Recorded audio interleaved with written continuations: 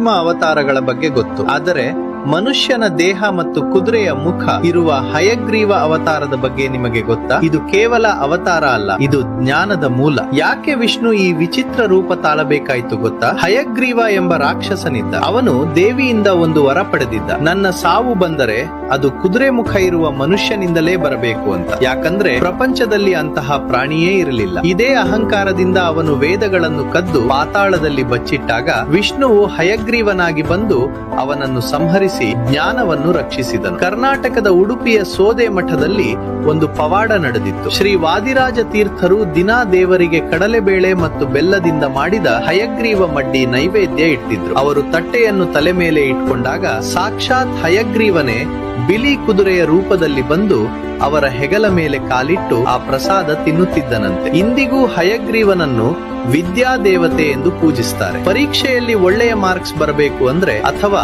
ಜ್ಞಾನ ಹೆಚ್ಚಾಗಬೇಕು ಅಂದ್ರೆ ಈ ದೇವರಿಗೆ ಏಲಕ್ಕಿ ಮಾಲೆ ಹಾಕ್ತಾರೆ. ನಿಮಗೆ ವಿದ್ಯೆ ಮತ್ತು ಬುದ್ಧಿ ಬೇಕಿದ್ರೆ ವಿಡಿಯೋ ಲೈಕ್ ಮಾಡಿ, ಕಮೆಂಟ್ ನಲ್ಲಿ ಓಂ ಹಯಗ್ರೀವಾಯ ನಮಃ ಅಂತ ಬರೆಯಿರಿ.